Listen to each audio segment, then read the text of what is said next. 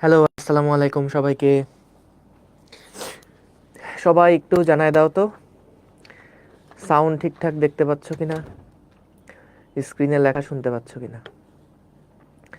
সবাই একটু জানায় দাও, সাউন্ড ঠিকঠাক দেখতে পাচ্ছ কিনা আর স্ক্রিনে লেখা শুনতে পাচ্ছ কিনা। অনেক দিন পর আজকে আমরা সাইকেল 2 এর একটা ক্লাসে আসলাম। আমাদের এই সাইকেল 2-তে আর একটা চ্যাপ্টারই বাকি ছিল, পদার্থের গাঠনিক ধর্ম। সো আমরা এই চ্যাপ্টার নিয়ে চলে আসলাম। আশা করি সবাই ভালো আছো, সুস্থ আছো। তো পদার্থের গাঠনিক ধর্ম এই চ্যাপ্টারটা খুবই গুরুত্বপূর্ণ একটা চ্যাপ্টার। ধরে নেওয়া যায় প্রত্যেকবার বোর্ডে আসলে এই অধ্যায় থেকে একটা সেট প্রশ্ন তুমি পাবাই। বোর্ড হোক কলেজ হোক, এই চ্যাপ্টারটা থেকে একটা সেট প্রশ্ন শিওর থাকবেই। তো অধ্যায়ের টোটাল দুইটা পার্ট, একটা হচ্ছে স্থিতিস্থাপকতার অংশ আর একটা হলো প্রবাহী পদার্থের অংশ। তো এই দুইটা টপিকের আগে একদম শুরুর দিকে চ্যাপ্টারের মধ্যে যেগুলো আছে তার মধ্যে হচ্ছে ধরো ওই যে কঠিন, তরল, বায়বীয় বা গ্যাস, এই ধরনের যে বস্তুগুলো আছে সেই বস্তুগুলার আণবিক গঠন কেমন, তাদের আন্তঃআণবিক আকর্ষণ বল কেমন, আন্তঃআণবিক দূরত্ব কেমন, এই ক্লাস 6-7-এর কিছু পড়াশোনা আছে। তারপরে আয়নিক বন্ধন, সমযোজী বন্ধন, ভ্যান্ডার ওয়ালস বন্ড, এই টাইপের বিভিন্ন বন্ধন নিয়ে কথাবার্তা আছে, যেগুলো আসলে তোমরা ক্লাস 9-10-এ কেমিস্ট্রিতে পড়ছো এবং ইন্টারেও পড়ছো। তো এই জিনিসগুলো আমরা হচ্ছে এই চ্যাপ্টারে আলোচনা করব না। আমরা মূলত অধ্যায়ের পরের পার্ট থেকে শুরু করব, যেটা হলো স্থিতিস্থাপকতা। তো স্থিতিস্থাপকতা বলতে কি বোঝায়, এটা দিয়ে আসলে কি কাজ হয়, সেই জিনিসগুলো আমরা দেখব। বিশেষ করে যখন তোমরা ইঞ্জিনিয়ারিং পড়বা তখন দেখবা যে এই টপিকগুলো থেকে বেশ মানে তোমাদের কাজ করা লাগতেছে এই কনসেপ্টগুলো নিয়ে। তো আমাদের দুইটা পার্ট যেটা বললাম, স্থিতিস্থাপকতা একটা পার্ট আর একটা হচ্ছে প্রবাহী পদার্থের পার্ট। তো আমরা টোটাল আশা করছি ধরো বোর্ড স্ট্যান্ডার্ড যে প্রিপারেশনটা আছে, স্থিতিস্থাপকতা পার্টে আগে আমরা বোর্ড স্ট্যান্ডার্ড শেষ করব, তারপরে এই টপিক থেকে অ্যাডমিশন স্ট্যান্ডার্ডগুলো দেখব, তারপরে আমরা প্রবাহী অংশের মধ্যে চলে যাব এবং প্রবাহী অংশের মধ্যে আগে বোর্ড স্ট্যান্ডার্ড শেষ করে তারপরে আমরা অ্যাডমিশন স্ট্যান্ডার্ডে যাব। তো আমাদের আশা করা যায় টোটাল বোর্ড স্ট্যান্ডার্ড ক্লাস লাগবে মোটামুটি 10টা মতন, কারণ অধ্যায়টা আসলে বেশ বড়। আর তারপরে আমাদের অ্যাডমিশন স্ট্যান্ডার্ড ধরো আরও 3টা থেকে 4টা মতন ক্লাস, তো মোটামুটি 14টা মতন ক্লাস লাগবে। ঠিক আছে, ওকে। সো আমরা ঠিক আছে, চলো তাইলে আস্তে ধীরে আমরা শুরু করি। তো আমাদের একদম প্রথমে সবাই দেখো পদার্থের গাঠনিক ধর্ম। সো প্রথমে আমরা যে টপিকটা নিয়ে আলোচনা করব সেটা হচ্ছে আমাদের স্থিতিস্থাপকতা। প্রথমে আমরা যে টপিকটা নিয়ে আলোচনা করব এটা হচ্ছে আমাদের স্থিতিস্থাপকতা। মূলত আসলে জিনিসটা কি, ইলাস্টিসিটি বা স্থিতিস্থাপকতা, স্থিতিস্থাপকতা বা ইলাস্টিসিটি, এই জিনিসটা আসলে কি বোঝায়। দেখো, যে কোনো একটা বস্তুকে তুমি যখন ডিফর্ম করবা, বিকৃত করবা, তার অবস্থা যখন মানে শেপটা যখন পরিবর্তন করবা, বাহ্যিক বল প্রয়োগের ফলে যখন এটাকে টেনে ধরে রাখবা, তো ওই সময় কিন্তু তার আগের যে অবস্থা ছিল, আগের যে আকার আকৃতি ছিল, সেটার কিন্তু একটা পরিবর্তন হয়ে যাবে এবং তুমি ছেড়ে দেওয়ার পরে সেটা কিন্তু আবার আগের জায়গায় ফেরত আসবে। তো এই যে বস্তুটার আবার আগের অবস্থায় ফেরত আসার যে ধর্মটা, সেটাকে আমরা বলছি পদার্থের স্থিতিস্থাপকতা। দেখো, একটা রাবার ব্যান্ড আছে মনে করো তোমার কাছে, এই রাবার ব্যান্ডটাকে তুমি টেনে ধরে যদি লম্বা করো তাহলে এটা তার অবস্থার পরিবর্তন করবে, যখন ছেড়ে দিবা সেটা আবার আগের অবস্থা ফেরত পাবে। তো যে ধর্মের কারণে বস্তুটা আবার আগের অবস্থা ফেরত পেল, এই ধর্মটাকে আমরা বলছি ওই পদার্থের স্থিতিস্থাপক ধর্ম। সো আমরা দেখো, মূলত যখন একটা বস্তুকে ডিফর্ম করা হয়, টেনে লম্বা করা হয়, তখন মূলত কি ঘটে। মনে করো আমাদের এখানে একটা একটা রড আছে, এই রডের ভিতরে আমরা যে কোনো দুইটা বিন্দু নিলাম, একটা হচ্ছে এ বিন্দু এবং আরেকটা হচ্ছে বি বিন্দু। এই রডের ভিতরে আমরা দুইটা বিন্দু নিলাম, একটা হলো এ বিন্দু এবং একটা হচ্ছে বি বিন্দু। সো এই দুইটা বিন্দু যখন আমাদের এই তারটাকে ধরে টানাটানি হচ্ছে না, যখন এই তারটা একদম ন্যাচারাল অবস্থাতে আছে, এইরকম অবস্থায় এ এবং বি এদের মাঝখানে একটা নির্দিষ্ট দূরত্ব বজায় আছে। কিন্তু যখন আমি এটাকে ধরে টান দিব, ধরো এটাকে যখন আমি ধরে দুই পাশ থেকে টান দিব, তখন কিন্তু দেখবা যে এই এ আর বি এদের মধ্যে আগে যেই দূরত্ব ছিল তাদের মধ্যে দূরত্ব কিন্তু আগের তুলনায় বেড়ে গেছে।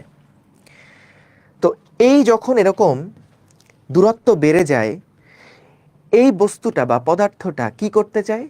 আবার আগের অবস্থায় ফেরত আসতে চায়, আবার আগের অবস্থায় ফেরত আসতে চায়। তো মূলত এটা কেন আগের অবস্থায় ফেরত আসতে চায়? সো মূল কারণটা হচ্ছে এদের মধ্যে একটা আন্তঃআণবিক বল কাজ করে, যেই আন্তঃআণবিক বলের প্রভাবে বস্তুটা আবারও কিন্তু আগের অবস্থাতে ফেরত আসে। সো খেয়াল করো, আমরা যদি এই অবস্থাটার কথা দেখি, যখন আমরা দুই পাশ থেকে এটাকে ধরে টান দিলাম, তখন কিন্তু এই বস্তুটা ডিফর্ম হয়ে গেল বা বিকৃত হয়ে গেল। এটা আগে যে অবস্থা ছিল সে অবস্থা থেকে কিন্তু এটা বিকৃত হয়ে গেল। কখন বিকৃত হলো? যখন আমরা এটাকে একটা বাইরে থেকে বল প্রয়োগ করলাম। বাহ্যিক বল প্রয়োগের ফলে, বাহ্যিক একটা বল প্রয়োগে এটা কিন্তু বিকৃত হয়ে গেল।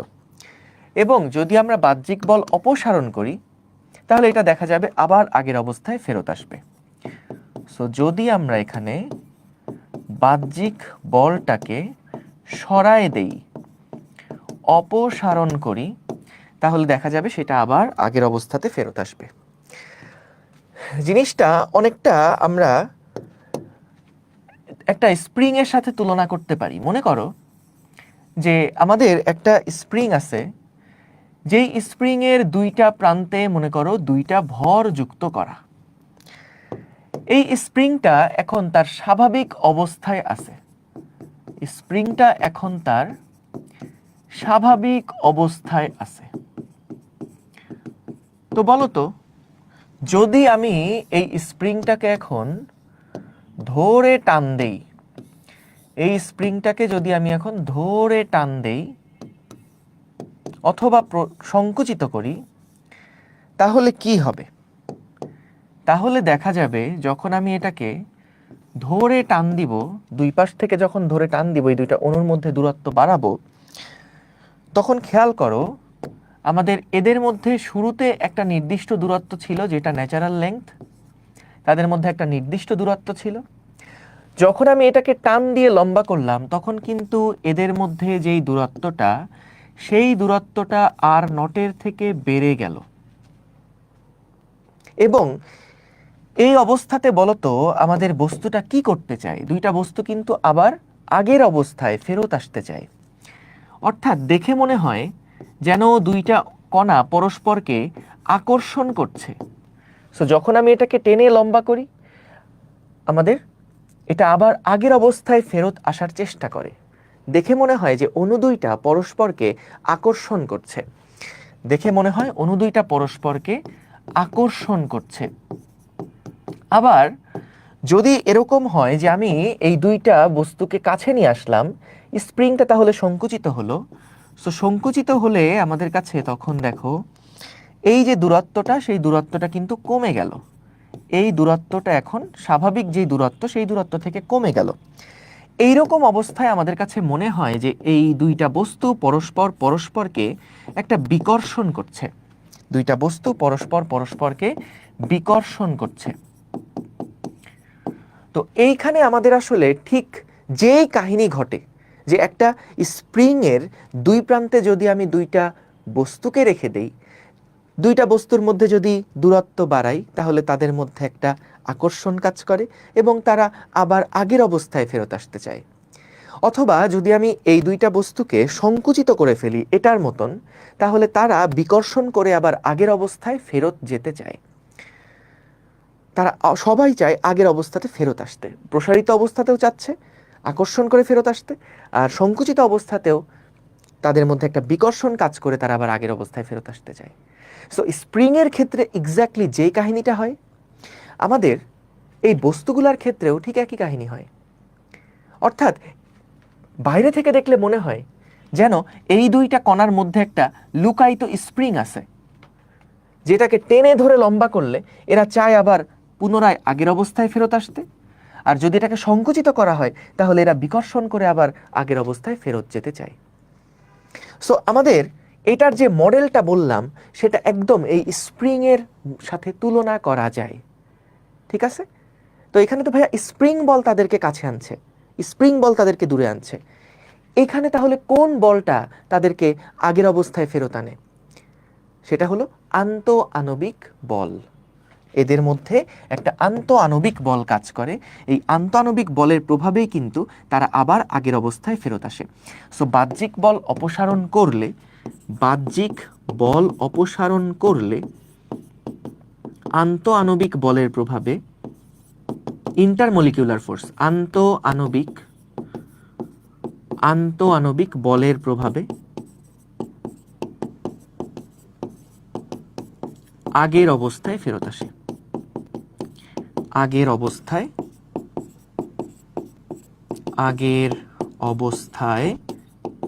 ফেরত আসে। ভালো কথা। সো বাহ্যিক বল যখন আমরা অপসারণ করব তখন এটা আন্তঃআণবিক বলের প্রভাবে আবার আগের অবস্থায় ফেরত আসতে চাইবে।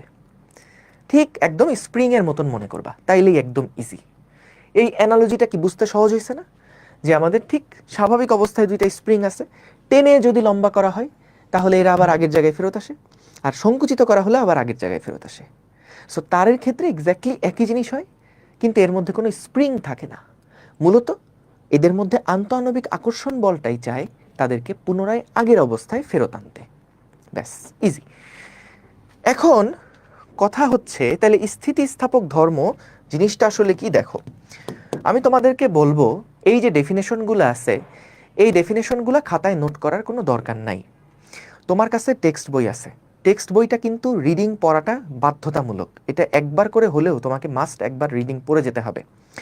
তো তুমি দেখো, ইসাক স্যারের বই হোক, তপন স্যারের বই হোক, যে কোনো একটা বই খুলো, সেখানেই আসলে এই সংজ্ঞাগুলো তুমি লেখা পাবা। আমি তোমাকে যেটা সাজেস্ট করব, তুমি তোমার নোট খাতার মধ্যে শুধুমাত্র এইটুকু লেখো যে পদার্থের স্থিতিস্থাপক ধর্ম বলতে কি বুঝো, জাস্ট এই লাইনটুকু লেখো, এবং তারপর পুরোটা ক্লাসে ফোকাস করো, কারণ এটা আমি যা লিখছি হুবহু আমাদের তপন স্যারের বই, ইসাক স্যারের বই থেকে নেওয়া। তো এটা বই পড়তে হবে, এটা কোনো এখানে স্লাইডে আমি লিখে দিলে লাভ নাই। তো তোমাকে মেইন বইটা ফলো করবা, বুঝতে পারছো? তো তপন স্যারের বই হোক, ইসাক স্যারের বই হোক, একটা করলেই হলো, ঠিক আছে? সো নোটের মধ্যে শুধুমাত্র লিখবা কি পদার্থের স্থিতিস্থাপক ধর্ম বলতে কি বুঝো, এই জিনিসটা আমাকে বই থেকে পড়তে হবে, ঠিক আছে? ডেফিনেশন আলগা করে শুধু শুধু নোট করার কোনো দরকার নাই, কারণ যখন তুমি পরীক্ষা লিখবা তখন কিন্তু স্যাররা আসলে বইয়ের সংজ্ঞাটাই চায়, এবং সেই ক্ষেত্রে আসলে কিওয়ার্ডগুলো খুব গুরুত্বপূর্ণ। সো আমি কিওয়ার্ডগুলো মার্ক করে দিচ্ছি, এইগুলা তোমার খাতায় থাকলেই হবে। তো দেখো কি বলছে, বাহ্যিক বল প্রয়োগ করে একটা নির্দিষ্ট সীমার মধ্যে কোনো বস্তুর আকার বা আয়তন বা উভয়েরই যদি পরিবর্তনের চেষ্টা করা হয়, তাহলে যে ধর্মের ফলে এই পরিবর্তনের প্রচেষ্টাকে বাধা দেয় এবং বাহ্যিক বল অপসারিত হলে সেটা তার পূর্বের আকার আয়তন ফিরে পায়, সেই ধর্মকে স্থিতিস্থাপকতা বলা হয়। সেই ধর্মকে স্থিতিস্থাপকতা বলা হয়, ঠিক আছে? আচ্ছা দেখো, তাহলে এখানে আমাদের মূলত কি বলল? খুবই সহজ ভাইয়া, না দেখে আমরা একটু বলতে পারবো যে বাহ্যিক বল প্রয়োগ করে যদি কোনো বস্তুর আকার আয়তন বা দুইটারই পরিবর্তন করা হয়, তাহলে যে ধর্মের প্রভাবে সেটা আবার আগের অবস্থায় ফেরত আসে তাকেই স্থিতিস্থাপক ধর্ম বলে। তাহলে খেয়াল করো, এখানে দুইটা পয়েন্ট। একটা হচ্ছে যে ধর্মের প্রভাবে এই পরিবর্তনটাকে বাধা দেয় এবং পূর্বের আকার আয়তন ফিরে পায়। তার মানে দেখো, যার আসলে স্থিতিস্থাপকতা বেশি হবে তার ক্ষেত্রে দুইটা কাহিনী আমরা অবজার্ভ করবো। এটা একটু শর্ট নোট লিখে ফেলো খাতায়। স্থিতিস্থাপকতা যার বেশি তার ক্ষেত্রে দুইটা ক্যারেক্টারিস্টিক্স, দুইটা বৈশিষ্ট্য আমরা অবজার্ভ করতে পারবো। যার স্থিতিস্থাপকতা বেশি তার ক্ষেত্রে দেখা যাবে যে ওই বস্তুটা ওপরে বাহ্যিক বল প্রয়োগ করলে সেটা পরিবর্তনে বেশি বাধা দিবে। সো যার স্থিতিস্থাপকতা বেশি সেটা পরিবর্তনে বাধা দেয় বেশি। জাস্ট এটুকু শর্ট নোট রাখলেই হবে, পরিবর্তনে বাধা দেয় বেশি, পরিবর্তনে বাধা দেয় বেশি। এটা গেল 1 নাম্বার বৈশিষ্ট্য। 2 নাম্বার বৈশিষ্ট্য হচ্ছে যার স্থিতিস্থাপকতা বেশি বাহ্যিক বল অপসারণ করলে সেটা দ্রুত ফেরত আসে। সো বাহ্যিক বল অপসারণে, বাহ্যিক বল অপসারণে, বাহ্যিক বল অপসারণে দ্রুত পূর্বের অবস্থায় ফেরত আসে, দ্রুত পূর্বের অবস্থায় ফিরে আসে, ফিরে আসে। সো যার স্থিতিস্থাপকতা বেশি সেটা তার অবস্থার পরিবর্তনে বেশি বাধা দিবে। যেমন দেখো, ইস্পাত আর রাবার দুইটা খুবই, এটা খ নাম্বার প্রশ্নের জন্য খুব গুরুত্বপূর্ণ। বলে যে ইস্পাত আর রাবার দুইটার মধ্যে কোনটা বেশি স্থিতিস্থাপক? ইস্পাত নাকি রাবার, কোনটা বেশি স্থিতিস্থাপক? কোনটা বেশি স্থিতিস্থাপক? তো আমাদের অনেক সময় মনে হয় যে ভাই রাবারকে তো টান দিলে আবার আগের জায়গায় চলে আসতেছে, তাহলে রাবারই মনে হয় বেশি স্থিতিস্থাপক। না, এখানে মূল আইডিয়াটা হচ্ছে তারই স্থিতিস্থাপকতা বেশি যেটা পরিবর্তনে বাধা দেয় বেশি। বলতো ইস্পাতকে তুমি কি সহজে টেনে পরিবর্তন করতে পারবা? তার দৈর্ঘ্য বা আয়তন বা যে কোনো কিছু, তার ডাইমেনশন সহজে পরিবর্তন করতে পারবা? পারবা না। কিন্তু বলতো রাবারকে তুমি খুব সহজেই কিন্তু তার আকৃতি আয়তন পরিবর্তন করে ফেলতে পারবা। সো খেয়াল করো, যেটা পরিবর্তনে বেশি বাধা দিছিল, কে বেশি বাধা দিছিল? ইস্পাত বেশি বাধা দিছিল। কারণ ইস্পাতকে তুমি যখন টান দিছো এটা সহজে লম্বা হয় নাই, এটা সহজে আকার আকৃতি পরিবর্তন করে নাই, এটা তার পরিবর্তনে বেশি বাধা দিছে, তাই এটার স্থিতিস্থাপকতা কিন্তু বেশি। অন্যদিকে রাবার, সেটাকে তুমি অল্প একটু বাহ্যিক বল প্রয়োগ করছো আর এটা লম্বা হয়ে গেছে, তার অবস্থার পরিবর্তনটা সহজে হয়ে গেছে। তো এই কারণে দেখো পরিবর্তনে সেটা কম বাধা দেয়, তাই ওটার স্থিতিস্থাপকতা কম। এখন মনে হতে পারে না ভাই দেখেন, টান দেওয়ার পরে ছেড়ে দিলে তো আমাদের রাবার দ্রুত আগের জায়গায় আসে, ইস্পাতকে আর আগের জায়গায় তো দ্রুত আসে। উত্তর হচ্ছে হ্যাঁ, আসে। ইস্পাত, যখন তুমি ইস্পাতকে টেনে ছেড়ে দিবা এটা আরো দ্রুত আগের জায়গায় ফেরত আসে, রাবারের থেকেও এটা আরো দ্রুত আগের জায়গায় ফেরত আসে। সো মোটামুটি স্থিতিস্থাপকতা যে যার বেশি, তার দুইটা ক্যারেক্টারিস্টিক বেশি হওয়ার কথা। একটা হলো সেটা পরিবর্তনে বেশি বাধা দিবে, তাকে সহজে ডিফর্ম করা যাবে না, তাকে সহজে বিকৃত করা যাবে না, এবং সেটা বাহ্যিক বল অপসারণ করলে দ্রুত আগের জায়গায় ফেরত আসবে। সো দ্রুত আগের অবস্থায় সেটা ফেরত আসবে। দুইটা ক্যারেক্টারিস্টিকই ইস্পাতের বেশি, তাই ইস্পাত বেশি স্থিতিস্থাপক। ইস্পাত বেশি স্থিতিস্থাপক। ডান, বুঝলাম আমরা। এইবার আসো আমরা খুব শর্ট একটা নোট আগে একটু দেখে ফেলি। এইখানে তোমাদের বইয়ে 4 রকমের ডেফিনেশন আছে, সেটা খুব শর্ট করে নোটের মতন করে আমি এখানে তুলে নিয়ে আসছি। সো একটু মনোযোগ দাও, জাস্ট বুঝে যাও জিনিসগুলা, কারণ এগুলো আমি যেটা বলতেছি বারবার করে, এই সংজ্ঞামূলক জিনিসগুলা বই থেকে রিডিং পড়ে মুখস্থ করবা। ঠিক আছে, বই পড়তে হবে এই জায়গাতে, এখানে স্লাইড পড়তে যাবে না। সো খেয়াল করো, এইখানে আমাদের যেটা বলছে অবস্থার দৃষ্টিকোণ থেকে বস্তুকে মূলত 4 ভাগে ভাগ করা যায়। যেমন দেখো, পূর্ণ নমনীয় বস্তু, জাস্ট স্লাইডে ফোকাস করো, এখন এগুলো নোট করার দরকার নেই, এখন জাস্ট পুরো স্লাইডে ফোকাস করো। পূর্ণ নমনীয় বস্তু, পূর্ণ স্থিতিস্থাপক বস্তু, পূর্ণ দৃঢ় বস্তু এবং আংশিক স্থিতিস্থাপক বস্তু। তো কোনটার মানে কি একটু খেয়াল করো। আবারও বলতেছি, তুমি জাস্ট তোমার খাতার মধ্যে এই নামগুলা লেখো, এই নামগুলা লিখবা, এই নামগুলা লিখবা, এই নামগুলা লিখবা, এবং পাশে লিখবা এই সংজ্ঞাগুলা বই থেকে পড়তে হবে, সংজ্ঞাগুলা বই থেকে রিডিং পড়বা। জিনিসগুলা বোঝা ভেরি সিম্পল, একটু খেয়াল করো।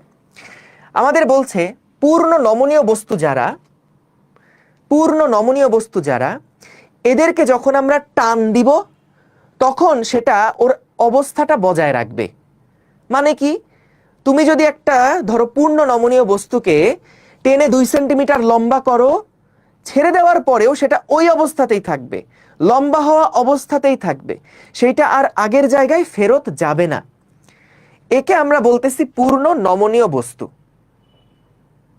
যে ভাই বাহ্যিক বল প্রয়োগ করলে ওরে যেমন রাখবা ও তেমন থাকবে, ও নমনীয় বস্তু, যেমন রাখবা তেমন থাকবে, পূর্ণ নমনীয় বস্তু, পারফেক্টলি প্লাস্টিক বডি।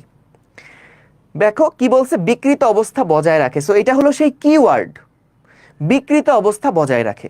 বাহ্যিক বল প্রয়োগ করার পরে, বাহ্যিক বল অপসারণের পরেও সেই বস্তুটা যদি বিকৃত অবস্থা বজায় রাখে তাহলে তাকে বলা হচ্ছে পূর্ণ নমনীয় বস্তু।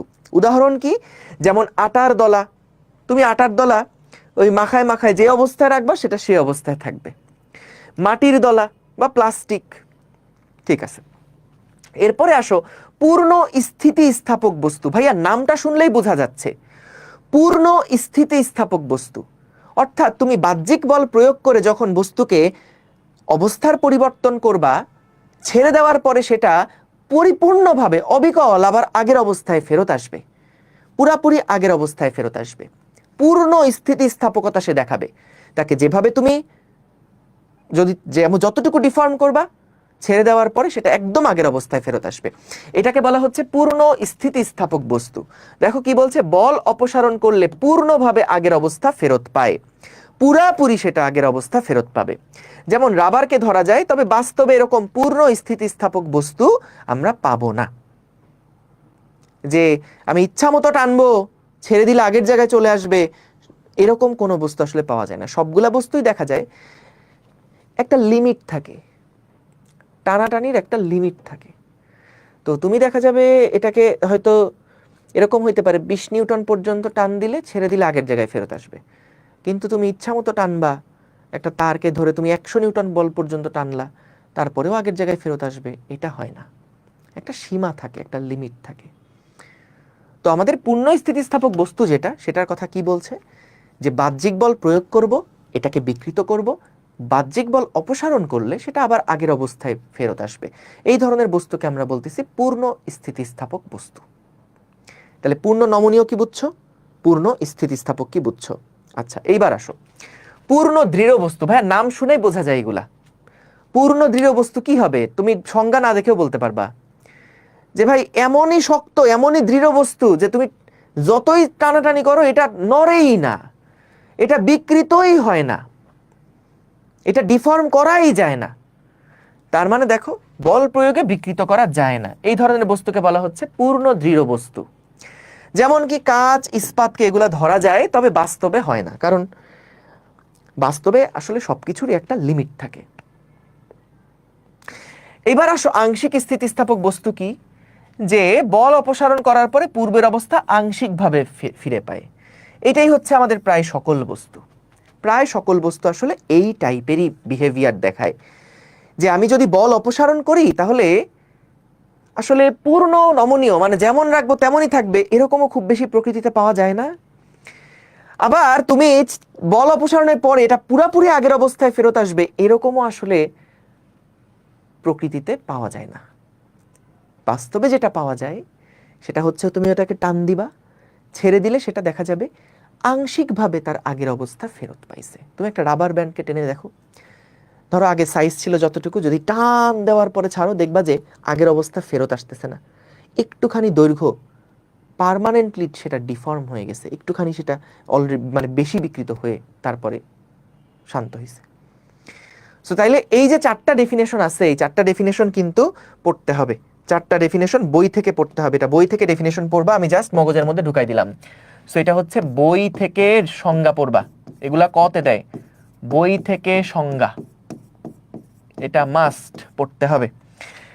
তাহলে আমাদের মনে থাকবে কিনা একটু রিভাইজ করো তো, মনে থাকবে কিনা একটু রিভাইজ করো তো। দেখো প্রথমে আমরা কি দেখলাম, পূর্ণ নমনীয়। পূর্ণ নমনীয় এটা কি ছিল, সবাই একটু মনে মনে রিভাইজ করে ফেলো। পূর্ণ নমনীয় বস্তু কি ছিল, যেটা হলো বিকৃত করার পরে বাহ্যিক বল অপসারণে বিকৃত অবস্থা বজায় থাকে, যেমন রাখবা তেমন থাকবে, পূর্ণ নমনীয় বস্তু। আচ্ছা, তারপরে আমরা দেখছি পূর্ণ স্থিতিস্থাপক বস্তু। এটা কি ছিল বলতো, পূর্ণ স্থিতিস্থাপক বস্তু কি ছিল, ভাই বাহ্যিক বল দিব, ছেড়ে দিব, আগের জায়গায় চলে আসবে। পূর্ণ স্থিতিস্থাপক, টান দিব ছেড়ে দিব আবার আগের জায়গায় চলে আসবে, পূর্ণ স্থিতিস্থাপক। তারপরে কি ছিল? পূর্ণ দৃঢ় বস্তু। এটা কি ছিল ভাইয়া? যে তুমি যতই চাপাচাপি করো কোনো লাভ নাই, এটা ডিফর্ম হয় না, এটা বিকৃত হয় না, এগুলাকে আমরা বলি পূর্ণ দৃঢ় বস্তু। এবং ফাইনালি আমরা পড়ছি কি? আংশিক স্থিতিস্থাপক বস্তু, আংশিক স্থিতিস্থাপক। ঠিক আছে, এটা কি ছিল? এটা ছিল হচ্ছে যে ভাই বাহ্যিক বল আমি দিব, ছেড়ে দেওয়ার পরে দেখা যাবে সেটা আংশিকভাবে আংশিকভাবে আগের অবস্থায় ফেরত আসছে, পুরাপুরি আসে নাই, আংশিকভাবে আগের অবস্থায় ফেরত আসছে। ঠিক আছে, তাহলে এই চারটা ডেফিনেশন সবাই পারবা কিনা একটু জানাও তো ভাই আপুরা, সবাইকে এই সংজ্ঞাগুলা পারবা কিনা, জিনিস চারটা বুঝছো কিনা একটু আমাকে জানাও, ঝটপট ঝটপট একটু জানাও, এই চারটা ডেফিনেশন পারবা কিনা, বলো বুঝছো কিনা বলো।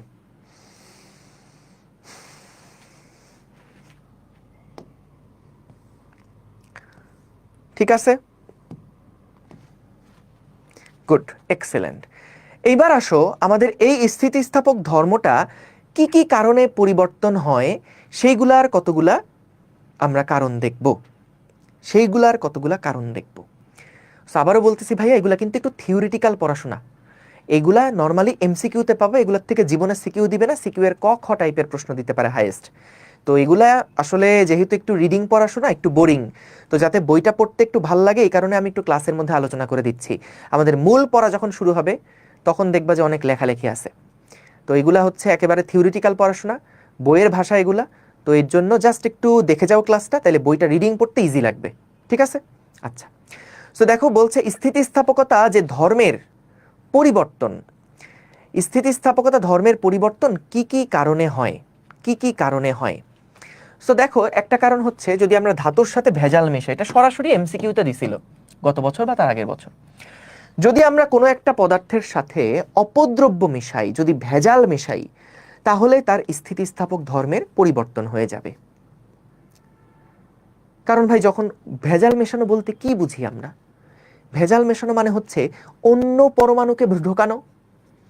ধরো তোমার একটা সোডিয়াম খণ্ড আছে, তার মধ্যে, বা ধরো তোমার একটা সিলিকন খণ্ড আছে, তার মধ্যে তুমি ধরো ফসফরাস ঢুকালা, বা তার মধ্যে ধরো আর্সেনিক ঢুকালা।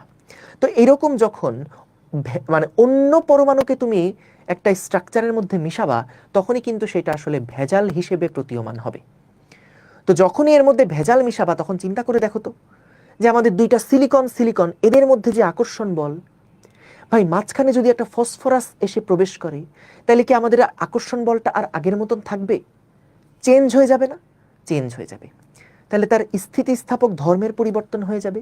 সো এই কারণে বলছে ধাতুর সাথে যদি অপদ্রব্য মেশানো হয়, ভেজাল মেশানো হয়, তাহলে স্থিতিস্থাপক ধর্মের পরিবর্তন ঘটে। ফাইন। বারবার বিকৃত করলে দেখা যায়, যখন একটা পদার্থকে তুমি বারবার বিকৃত করবা, ডিফর্ম করবা, বারবার বারবার বারবার ডিফর্ম করবা, তখন দেখা যায় যে একটা সময় পরে বিকৃত হয়ে যখন বাহ্যিক বল অপসারণ করবে, এটা আর আগের জায়গায় ফেরত আসতেছে না, এর স্থিতিস্থাপকতা ধর্মটা আস্তে আস্তে লোপ পেয়ে যায়। সো যখন আমরা বারবার বিকৃত করি, একটা বস্তুকে যখন বারবার বিকৃত করা হয়, বারবার টানা হেঁচড়া করা হয়, তখন সেটার কিন্তু স্থিতিস্থাপক ধর্মের পরিবর্তন হয়। কোমলায়ন, এটা অনেকগুলা বইতে নাই, একটু জাস্ট জেনে রাখো কোমলায়ন জিনিসটা, ঘটনাটা কি আসলে। কোমলায়ন হচ্ছে, মনে করো কোনো একটা পদার্থকে তুমি অনেক বেশি উত্তপ্ত করলা, করার পরে তুমি এবার তাকে আস্তে আস্তে আস্তে আস্তে ঠান্ডা করবা। তো যখন উত্তপ্ত করার পরে আস্তে আস্তে ঠান্ডা করা হয়, তখন এর ভিতরে যে ক্রিস্টাল আছে না, এই পদার্থটার ভিতরে যে আণবিক গঠনটা না, এই গঠনটার পরিবর্তন হয়ে যায়। সো যখন ওই গঠন ভেঙে যায়, গঠন নতুনভাবে তৈরি হয়, আণবিক গঠনটারই যখন পরিবর্তন হয়ে যায়, তখনও স্থিতিস্থাপক ধর্মের পরিবর্তন হয়। বারবার বিকৃত করলেও আণবিক গঠনের পরিবর্তন আসে। সো আমাদের মূলত যদি আণবিক গঠন ভিতরে পরিবর্তিত হয়ে যায়, তাহলেই কিন্তু স্থিতিস্থাপক ধর্মটা চেঞ্জ হয়ে যায়, সেটা আর আগের মতন আগের অবস্থায় ফেরত আসতে চায় না। তারপরে দেখো উষ্ণতার পরিবর্তন করলে, যদি টেম্পারেচার বাড়ানো হয়, তাহলেও দেখা যায় তাদের মধ্যে স্থিতিস্থাপকতার পরিবর্তন হয়। নর্মালি দেখা যায় বেশিরভাগ পদার্থতে তাপমাত্রা বাড়লে স্থিতিস্থাপকতা হ্রাস পায়। টেম্পারেচার যত বাড়ানো হয় তত কি হয়, তাদের গঠনের পরিবর্তন হয়ে যায় না, আণবিক গঠনের পরিবর্তন হয়, তাদের মধ্যে দূরত্ব বাড়তে থাকে, আন্তঃআণবিক বলের পরিবর্তন হতে থাকে। সো যত তুমি তাপমাত্রা বাড়াবা তত কিন্তু দেখা যাবে স্থিতিস্থাপক ধর্ম বেশিরভাগ পদার্থের ক্ষেত্রে হ্রাস পায়। তো আমাদের এটা এমসিকিউতে দেয় যে কি কি কারণে আমাদের স্থিতিস্থাপক ধর্মের পরিবর্তন হয়। কোমলায়নটা তোমাদের বইতে এভাবে নাই, কিন্তু এই যে উষ্ণতার পরিবর্তন, বারবার বিকৃতি, অপদ্রব্য মিশালে, এগুলা মাথায় রাখলেই হবে। ডান। আচ্ছা, এইবার আসো আমরা একটু দেখি স্থিতিস্থাপক সীমা। স্থিতিস্থাপক সীমা যেটা বলতেছিলাম না, যে প্রত্যেকটা বস্তুরই একটা সীমা আছে, টানার একটা সীমা আছে। তুমি একটা বস্তুকে ইচ্ছা মতো টানবা, টানার পর ছেড়ে দিলে সেটা আবার আগের জায়গায় চলে আসবে, এরকমটা হয় না। প্রতিটা বস্তুর একটা স্থিতিস্থাপক সীমা আছে। এটা কিসের সীমা? এটা হলো বলের সীমা। অর্থাৎ মনে করো কোনো একটা তার আছে তোমার কাছে, একটা তার আছে, এই তারটাকে তুমি দেখা গেল যদি সর্বোচ্চ তুমি যদি 10 নিউটন বল দাও, তাহলে সেটা আবার আগের জায়গায় ফেরত আসবে। দুই পাশ থেকে 10 নিউটন বল দাও, ছেড়ে দিলে সেটা আবার আগের জায়গায় চলে আসবে। কিন্তু তুমি যখনই দেখা যাবে 10 নিউটনের থেকে বেশি বল দিবা, 10 নিউটনের থেকে যখন বেশি বল দিবা, তখন এইটা আর আগের অবস্থায় ফেরত আসবে না। তো আমরা বলি যে এর স্থিতিস্থাপক সীমা হচ্ছে 10 নিউটন। যে বস্তুটা 10 নিউটন বল পর্যন্ত সহ্য করতে পারে, নিজেকে আগের অবস্থায় ফেরত আনার মতন ক্যাপাবল। কিন্তু 10 নিউটনের থেকে যদি তুমি বেশি টান দাও, বেশি জোরে টান দাও, তখন এটা ছেড়ে দিলে আর আগের অবস্থায় ফেরত আসে না। সো এই সীমাটাকে আমরা বলছি, যেমন এখানে এক্সাম্পল দিলাম 10 নিউটন, এই 10 নিউটনটা হচ্ছে আমাদের স্থিতিস্থাপক সীমা এই বস্তুটার জন্য। তাইলে খেয়াল করো, যে মানের বল পর্যন্ত, এই দেখো এটা একটা বলের সীমা, এটা কিন্তু মিস করে যায় অনেকে। যে মানের বল পর্যন্ত কোনো বস্তু পূর্ণ স্থিতিস্থাপক থাকে, ভাইয়া সংজ্ঞা পড়ছো তুমি? পূর্ণ স্থিতিস্থাপকের সংজ্ঞা কি বলো? পূর্ণ স্থিতিস্থাপকের সংজ্ঞা কি ছিল? মনে করো যে আমি যখন বিকৃত করব, ছেড়ে দিলে আবার আগের জায়গায় ফেরত আসবে, এটা ছিল পূর্ণ স্থিতিস্থাপক। পূর্ণ নমনীয় কি ছিল? বিকৃত করব, ছেড়ে দিলে এটা ওই জায়গাতেই থাকবে। পূর্ণ দৃঢ় কি ছিল? যে ভাই এটারে বিকৃত করাই যায় না। আর আংশিকটা কি ছিল? আংশিক স্থিতিস্থাপক, যে তুমি টান দিবা, ছেড়ে দিলে সেটা আংশিক আগের অবস্থায় চলে আসবে, পুরাপুরি আগের অবস্থা পাবে না। সো আমরা দেখতেছি যে পূর্ণ স্থিতিস্থাপক কি? টান দিবা, বিকৃত করবা, আবার আগের জায়গায় ফেরত আসবে, এটাকে আমরা বলি পূর্ণ স্থিতিস্থাপক বস্তু। তো বলছে, সংজ্ঞাতে বলছে, দেখো, যে মানের বল পর্যন্ত কোনো বস্তু পূর্ণ স্থিতিস্থাপক থাকে, অর্থাৎ সর্বাপেক্ষা বেশি যে বল প্রয়োগ করলে বস্তুটা পূর্বের অবস্থায় ফিরে যায়, তাকে স্থিতিস্থাপক সীমা বলে। তাহলে স্থিতিস্থাপক সীমা এটা কিসের সীমা? এটা হচ্ছে বলের সীমা, এটা খেয়াল রাখতে হবে। বিভিন্ন পদার্থের এই সীমা বিভিন্ন রকম। ইস্পাত এবং হীরার বেশিগুলো ভাইয়া বইয়ের কথা, এগুলো জাস্ট বই তুলে দিছি, কিচ্ছু না।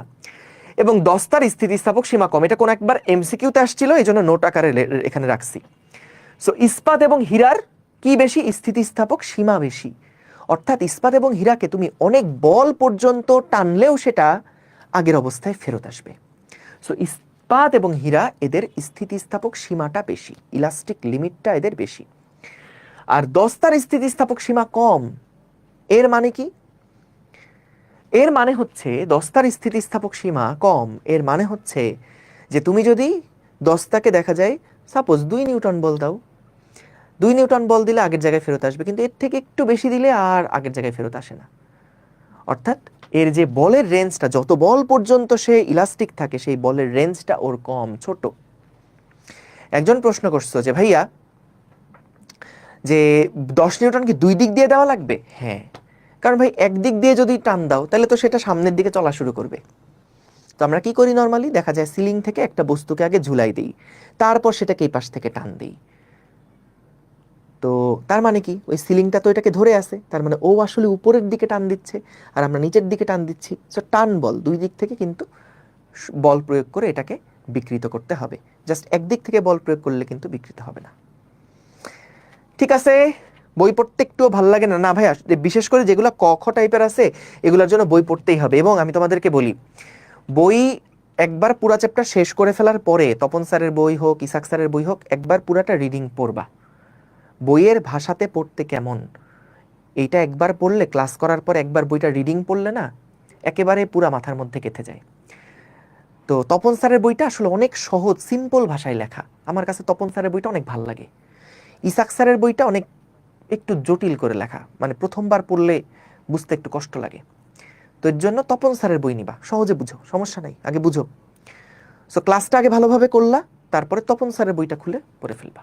সেলু স্যারের বইটাও পড়তে পারো ইচ্ছা, বা তোমাদের কলেজে যেই বই রিকমেন্ড করে সেই বই পড়ো। আহামরি খুব বেশি 19-20, মানে 19-20 আর কি, মানে খুব বেশি পার্থক্য না কিন্তু, ঠিক আছে। এসিএস এর বই পড়ো, এসিএস এর বই তো এই ইয়াগুলা নাই, সাইকেলের বইতে তো শুধু ম্যাথমেটিক্যাল প্রবলেমগুলো, ওইখানে তো থিওরি নাই ওইভাবে করে।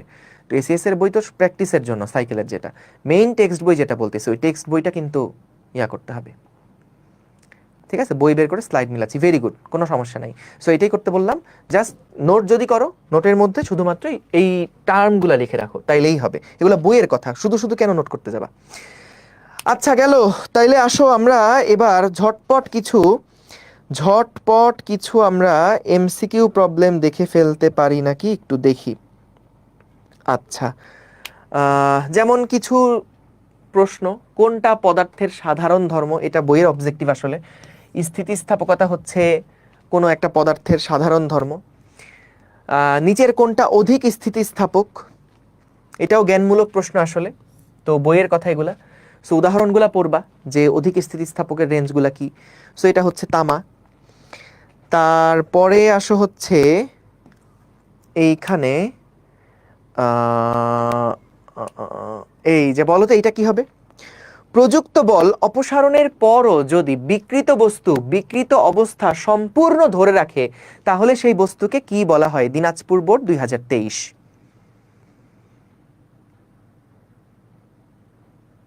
বলো।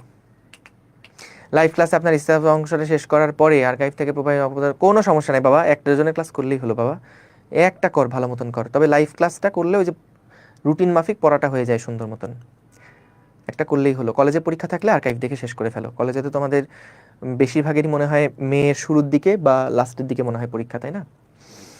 আচ্ছা, সো দেখো কি বলছে, যে আমাদের প্রযুক্ত বল অপসারণ করব, বল দিছি, অপসারণ করে ফেললাম, সরায় ফেললাম।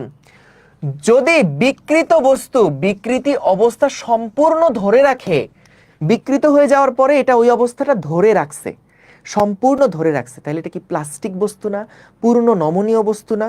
সো এটা হলো নমনীয় বস্তু। নমনীয় বস্তু মানে প্লাস্টিক বস্তু। ভাই নাম শুনে বুঝতে পারতেছো, নমনীয়, দুর্বল, যেমন রাখবা তেমন থাকবে, নমনীয়। বি দিচ্ছ কেন? পূর্ণ অস্থিতিস্থাপক বস্তু না, এই টার্ম তো আমরা পড়ি নাই। সো নমনীয় যেটা, সেটাই হচ্ছে আমরা এখানে পড়ব, ঠিক আছে। আচ্ছা গেল, তারপরে আসো আমাদের স্থিতিস্থাপক সীমা নিচের কোন রাশি দ্বারা পরিমাপ করা হয়? বলতো স্থিতিস্থাপক সীমা কোন রাশি দ্বারা পরিমাপ করা হয়? এটা আসলে কি? স্থিতিস্থাপক সীমা হচ্ছে এক ধরনের বল, যেই বলের থেকে বেশি হয়ে গেলে বস্তু আর আগের অবস্থা ফেরত পাবে না, ঠিক আছে, বস্তু আর আগের অবস্থা ফেরত পাবে না। আচ্ছা, তারপরে আসো দেখি, স্থিতিস্থাপকতা সম্পর্কে বলা হয় এইটা তাপমাত্রার সাথে পরিবর্তন হয়, ঠিক কি না? হ্যাঁ, তাপমাত্রার সাথে পরিবর্তন হয়। ভেজালের উপস্থিতিতে পরিবর্তন হয়। হ্যাঁ। পদার্থের আকৃতির উপর নির্ভর করে, আকৃতির উপর কি ডিপেন্ড করে? না।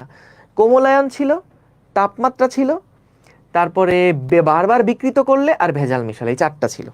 সো আমাদের 1 এবং 2, 1 এবং 2, ভাই এগুলো বই রিডিং পড়ার কাজ, বই রিডিং পড়ার কাজ, আর কিচ্ছু না, জাস্ট বই রিডিং পড়বা, ঠিক আছে। কি একই জিনিস বারবার চলে আসছে এখানে, একই কথা কয়েকবার চলে আসছে। আচ্ছা ঠিক আছে, ঠিক আছে, ঠিক আছে, ঠিক আছে, ওকে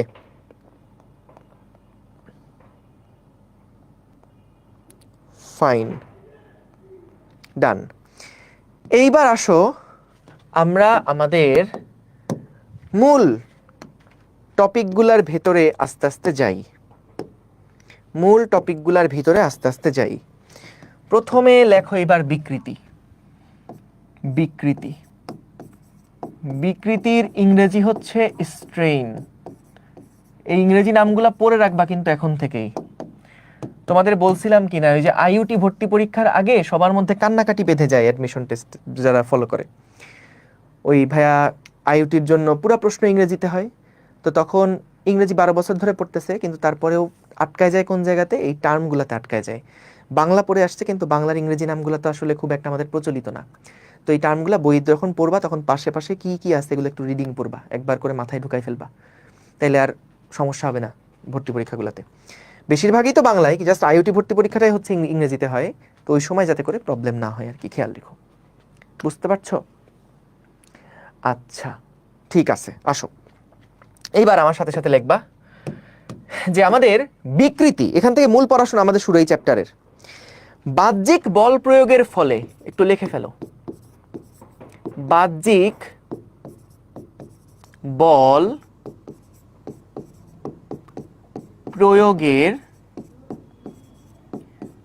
ফলে কোনো বস্তুর একক মাত্রায়, কোনো বস্তুর বাহ্যিক বল প্রয়োগের ফলে কোনো বস্তুর একক মাত্রায় যে পরিবর্তন হয়, একক মাত্রায় যে পরিবর্তন ঘটে, যে পরিবর্তন ঘটে তাকে বিকৃতি বলে, তাকে বিকৃতি বলে। এটা যে কতবার ক নাম্বার প্রশ্নে আসছে তার ইয়ত্তা নাই। সো দেখো এইটার মানে আসলে কি, লেখা হয়ে গেলে বলো। বাহ্যিক বল প্রয়োগের ফলে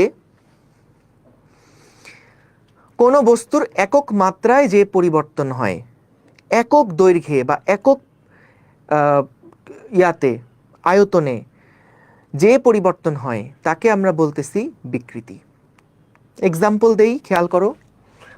মনে করো আমাদের কোনো একটা ল্যাবের ছাদ থেকে, কোনো একটা ল্যাবের ছাদ থেকে মনে করো আমাদের একটা তার এরকম করে ঝোলানো আছে, এইরকম একটা তার ঝোলানো আছে। তো আমাদের এই তারের যে দৈর্ঘ্য, এই তারের দৈর্ঘ্য হচ্ছে আমাদের ক্যাপিটাল এল। তো আমরা কি করলাম, এই তারটাকে ধরে টান দিলাম। বলতো তারটাকে যদি ধরে টান দেওয়া হয়, এরকম একটা বল প্রয়োগ করা হয়, তাহলে ভাইয়া কি হবে? সো বল প্রয়োগ করলে দেখা যাবে যে এই বস্তুটার দৈর্ঘ্য স্মল এল পরিমাণ বৃদ্ধি পেয়ে গেছে, স্মল এল পরিমাণ বৃদ্ধি পেয়ে গেছে। খুবই কমন একটা সিনারিও এটা, তাই না? যে একটা তার আছে বা একটা রাবার ব্যান্ডে চিন্তা করো, সেই রাবার ব্যান্ডের উপরে যখন একটা বল প্রয়োগ করছো, তখন বল প্রয়োগ করার ফলে ওই তারটার দৈর্ঘ্য বা রাবার ব্যান্ডটার দৈর্ঘ্য স্মল এল পরিমাণ বৃদ্ধি পেয়ে গেছে। তো বিকৃতি বলতে আমরা কি বুঝবো? দেখো কি বলছে, একক মাত্রায় যে পরিবর্তন। এর মানে কি? এর মানে হচ্ছে যে দেখো এল দৈর্ঘ্যে, এল দৈর্ঘ্যে পরিবর্তন হয়েছে কতটুকু? এল দৈর্ঘ্যে দৈর্ঘ্যের পরিবর্তন হয়েছে কতটুকু? এল পরিমাণ। তাহলে একক মাত্রা বলতে এই ক্ষেত্রে যেহেতু দৈর্ঘ্য বরাবর পরিবর্তন হয়েছে, তাই একক দৈর্ঘ্যে যে পরিবর্তন সেটা হচ্ছে এখানে কত হবে? Small L divided by capital L. এইটাকেই আমরা বলছি দৈর্ঘ্য বিকৃতি, এইটাকে আমরা বলছি দৈর্ঘ্য বিকৃতি। দৈর্ঘ্য বিকৃতি লিখে ফেলো, এইটাকে আমরা বলছি দৈর্ঘ্য বিকৃতি। দেখো আমরা 3 রকমের বিকৃতি নিয়ে সামনে আলোচনা করব।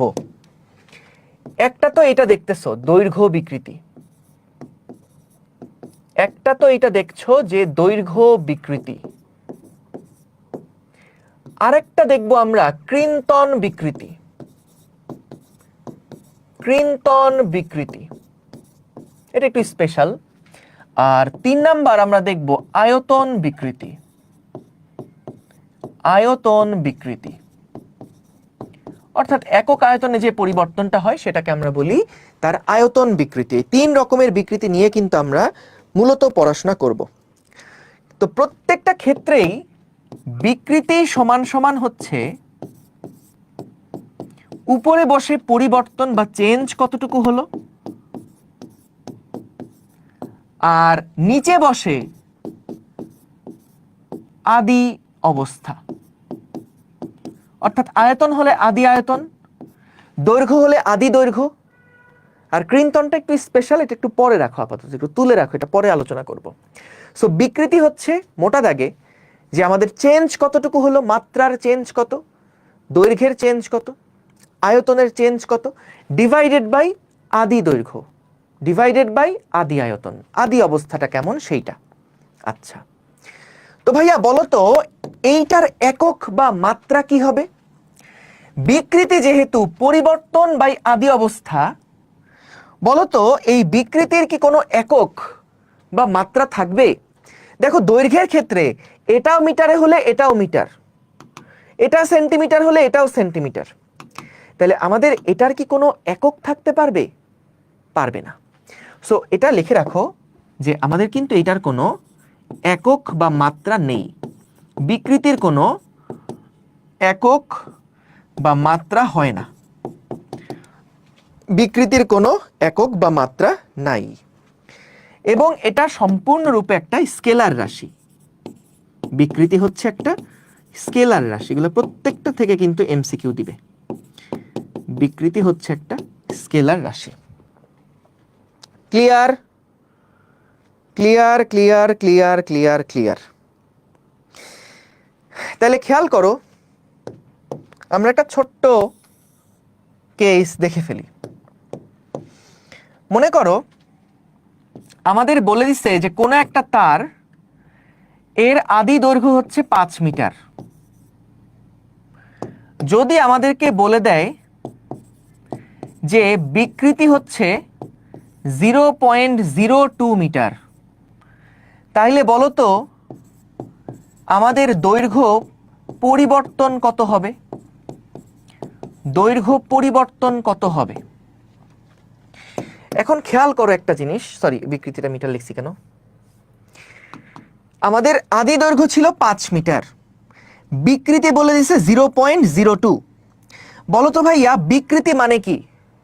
বিকৃতি মানে ছিল একক দৈর্ঘ্যে পরিবর্তন।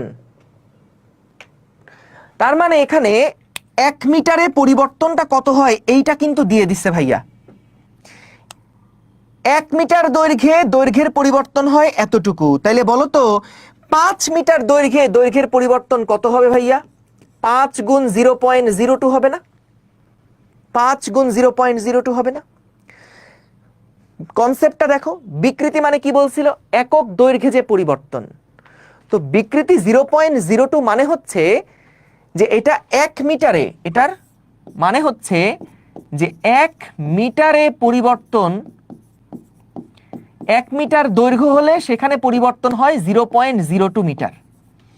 1 মিটারে পরিবর্তন হয় 0.02 মিটার, এটাই হলো বিকৃতির মানে। তাইলে 5 মিটার হলে পরিবর্তন কত বের হয়ে গেল। ঠিক আছে, সূত্র থেকেও যদি দেখো বলো তো এই যে পরিবর্তন সমান, তাহলে কি লেখা যায়? পরিবর্তন এইটা সমান সমান কি লেখা যায়? বিকৃতি ইনটু আদি অবস্থা। বিকৃতি ইনটু আদি অবস্থা। এই দেখো এটা হলো বিকৃতি আর এটা হলো আদি অবস্থা।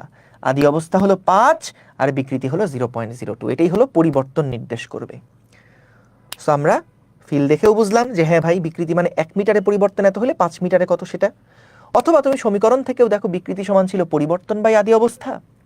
সো আমাদের আদি অবস্থার সাথে বিকৃতির পরিমাণকে গুণ দিলেই হয়ে যাচ্ছে। এখন এই বিকৃতির ভ্যালুটা কিন্তু পার্সেন্টেজ আকারে থাকতে পারে, বিকৃতিটা পার্সেন্টেজ আকারেও থাকতে পারে।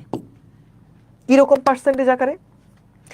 আমাদের বলতে পারে বিকৃতি হচ্ছে 5%। এর মানে কি? দেখো ভাইয়া পার্সেন্ট মানে হচ্ছে 100 দিয়ে ভাগ। এর মানে হচ্ছে প্রতি 100 মিটারে দৈর্ঘ্যের পরিবর্তন হয় 5 একক করে। প্রতি 100 মিটারে দৈর্ঘ্যের পরিবর্তন হয় 5 একক করে, 5 মিটার করে।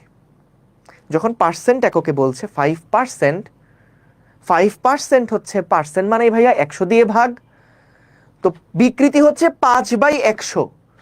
বলতো বিকৃতি মানে মনে মনে কি small L by capital L না? তার মানে কি দেখো তো, ক্যাপিটাল এল এ পরিবর্তন হয় এল, তাহলে 100 দৈর্ঘ্য হলে পরিবর্তন হয় 5। সো বিকৃতি মানে এইটা বুঝবো, 5/100।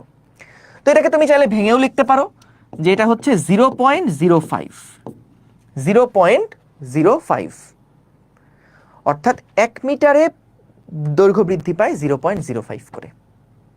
1 মিটারে এর নিচে মনে মনে কি আছে, 1 আছে না?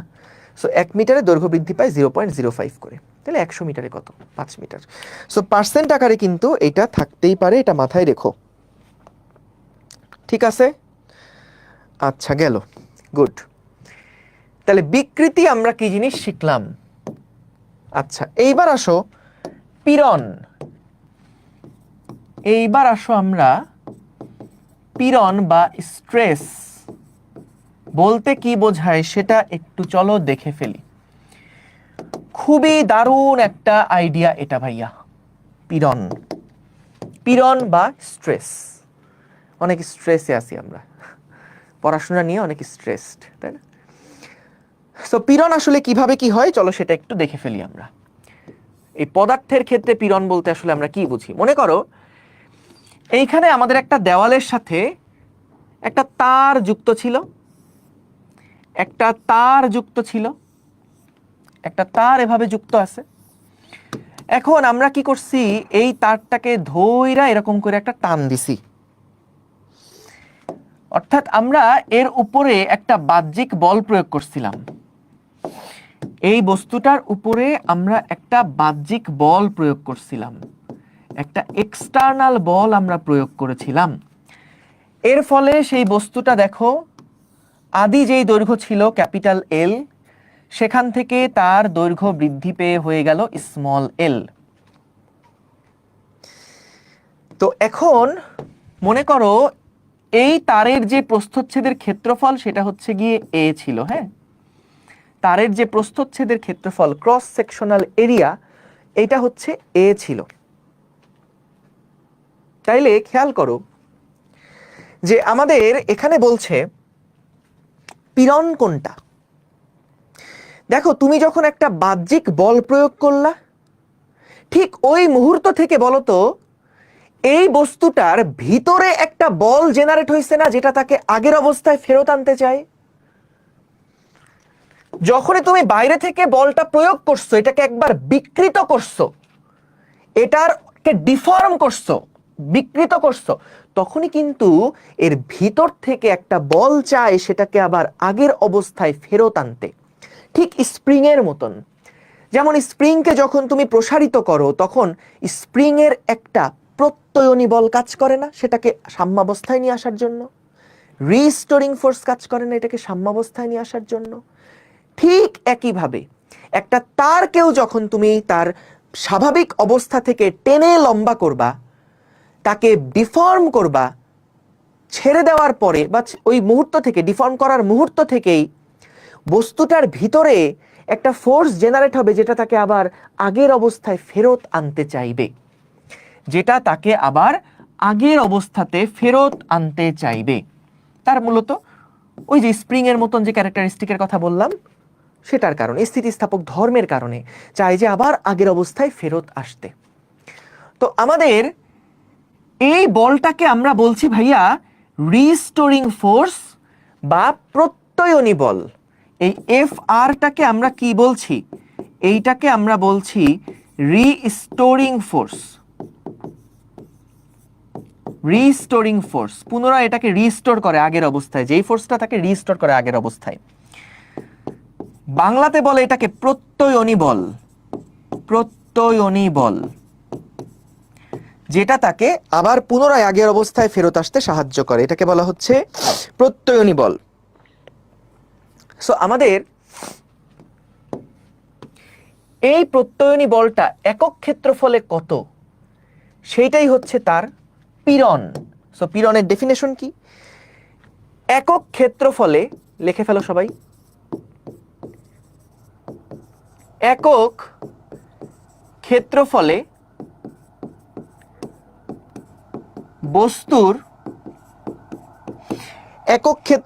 বস্তুর ভিতর থেকে উদ্ভূত বা সৃষ্ট, একক ক্ষেত্রফলে বস্তুর ভিতর থেকে সৃষ্ট বিকৃতি প্রতিরোধকারী বলকে, বিকৃতি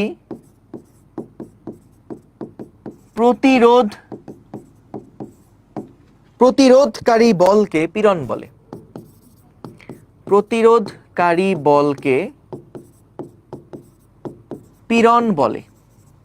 ঠিক আছে? তার মানে কি দেখো, এই যে ফোর্সটা জেনারেট হইছে, তো মনে করলো এ ক্ষেত্রফলে এই ফোর্সটা জেনারেট হইছে। প্রস্থচ্ছেদের ক্ষেত্রফল ছিল এ, এবং এই বলটা কাজ করছে এ ক্ষেত্রফল জুড়ে, তাকে আবার আগের অবস্থায় ফেরত আনতে কাজ করছে ওই এফ আর বলটা। কত ক্ষেত্রফল জুড়ে কাজ করছে? এ ক্ষেত্রফল জুড়ে। সো এ ক্ষেত্রফলে বল কাজ করে হচ্ছে এফ আর। তাহলে ভাইয়া পীড়ন বলছে যে একক ক্ষেত্রফলে যে রিস্টোরিং ফোর্সটা, সেইটাকে আমরা বলছি পীড়ন, সেটাকে আমরা বলছি পীড়ন। তাহলে বলো তো, পীড়ন সমান সমান এই যে এফ আর ডিভাইডেড বাই এ, তাহলে এটার একক কি হবে? এফ আর এর মান হলো রিস্টোরিং ফোর্স যেহেতু নিউটন, আর এরিয়া হচ্ছে মিটার স্কয়ার, তাহলে এককটা হলো কি? নিউটন পার মিটার স্কয়ার, এটা হচ্ছে একক। এবং মাত্রা কি হবে ভাইয়া?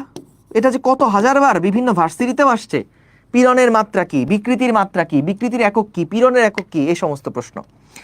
সো নিউটনের জন্য আমরা লিখতে পারি ml t to the power -2, এবং মিটার স্কয়ারের জন্য হবে l টু দি পাওয়ার -2।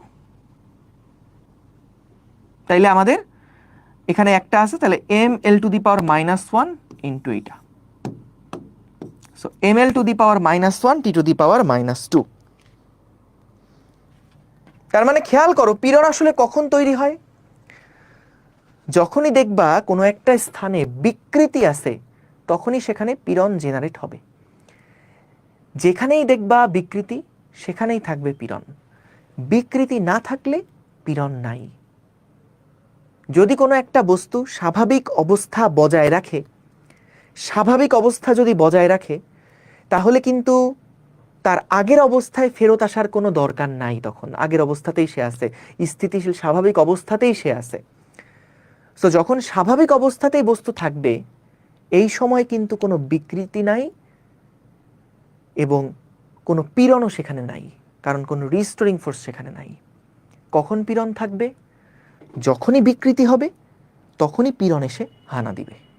বিকৃতি হলেই পীড়ন হবে, বিকৃতি নাই, পীড়ন নাই।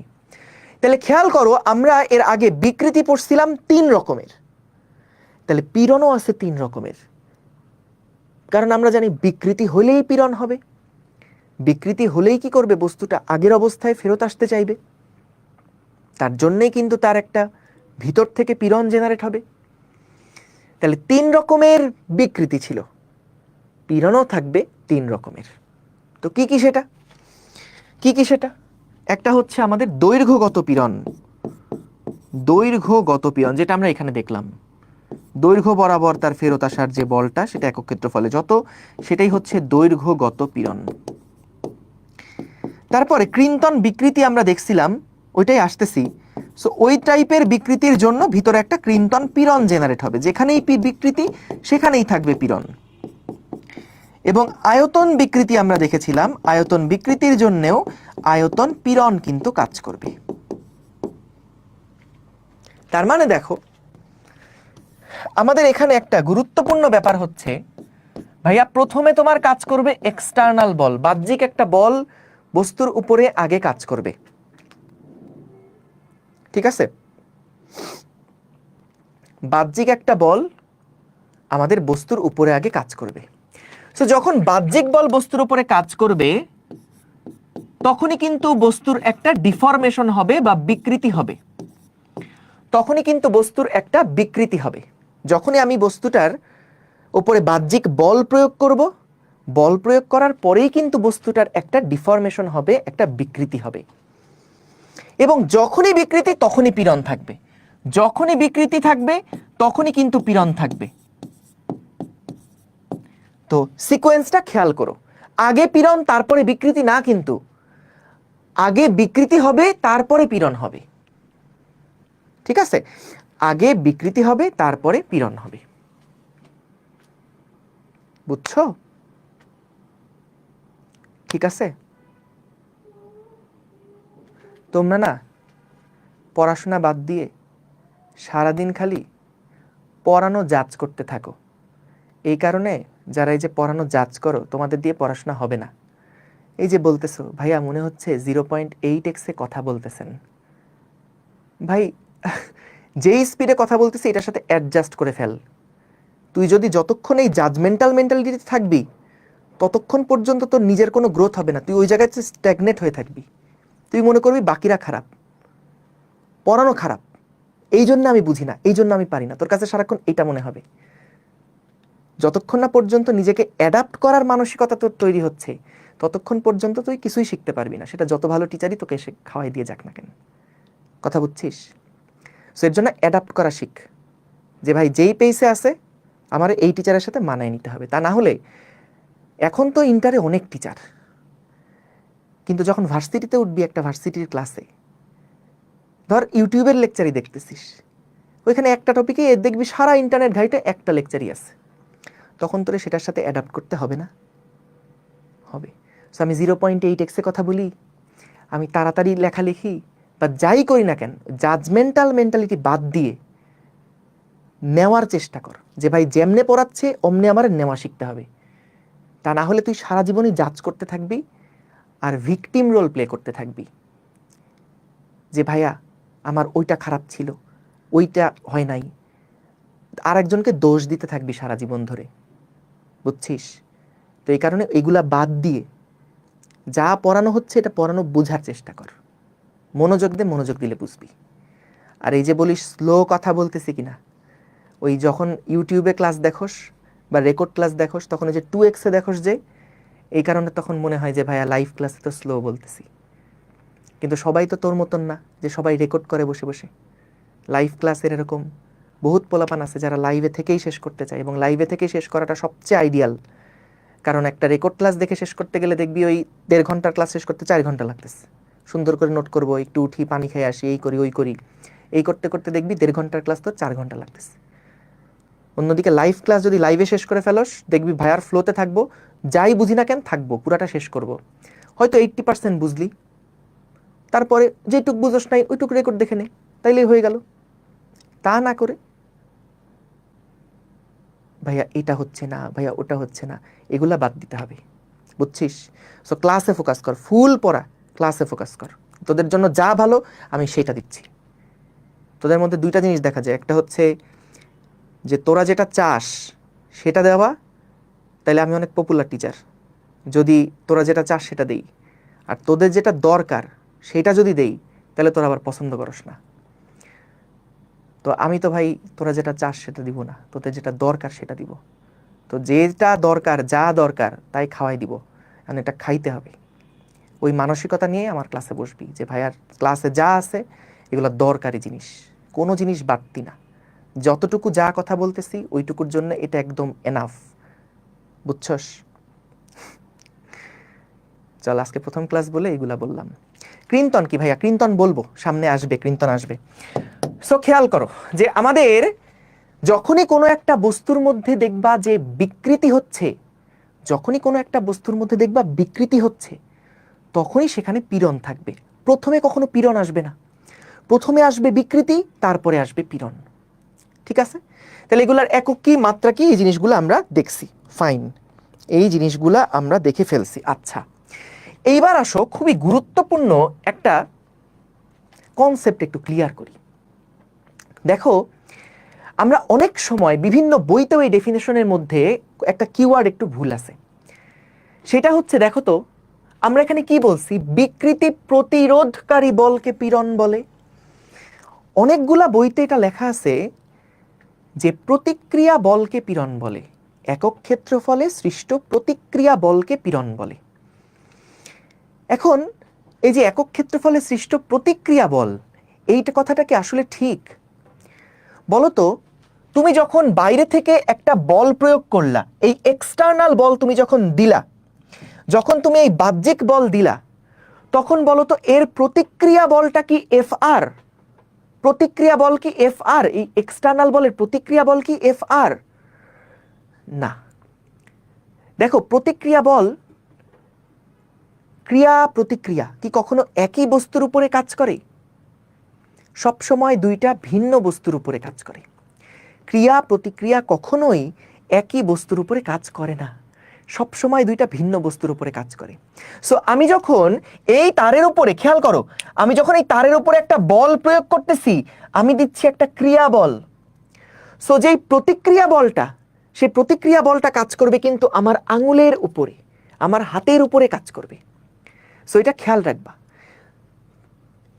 এইটাও তো তারের উপরে কাজ করছে, আবার এক্সটার্নাল বলও তারের উপরে কাজ করছে।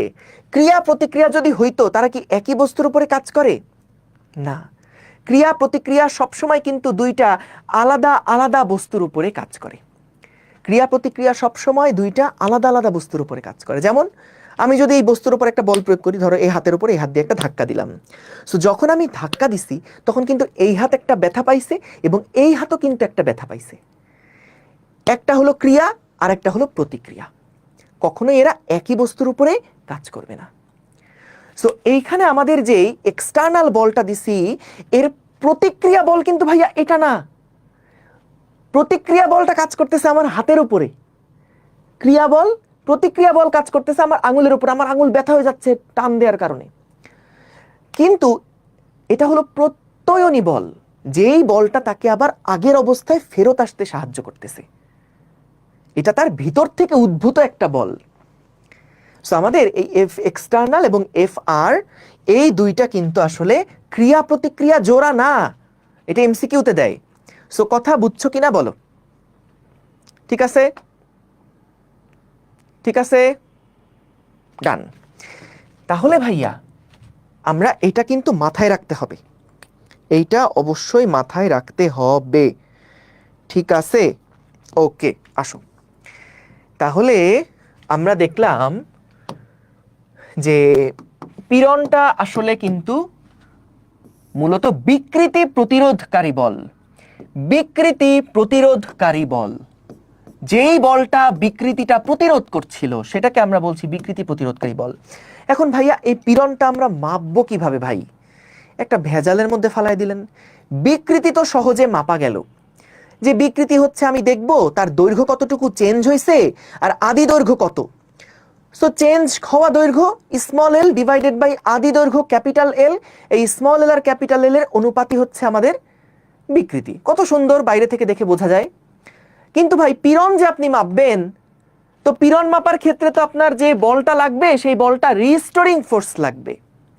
তো এটা তো ভাই ইন্টারনাল ফোর্স, এটা তো ভিতরের বল, আপনি এটা মাপবেন কেমনে? একটা ঝামেলা হয়ে গেল। সো এই জিনিসটা মাপার জন্য দেখো আমরা যেটা করি, যে মনে করো আমাদের কাছে এই জায়গাতে একটা তার আছে, তো এই তারটা এরকম স্বাভাবিক অবস্থায় ছিল, এবং তারপরে এই তারের নিচে আমরা কি করলাম, একটা ভরকে ঝুলাই দিলাম। এই তারের নিচে আমরা একটা ভরকে ঝুলাই দিলাম। ভর ঝুলাই দিলে কি হবে?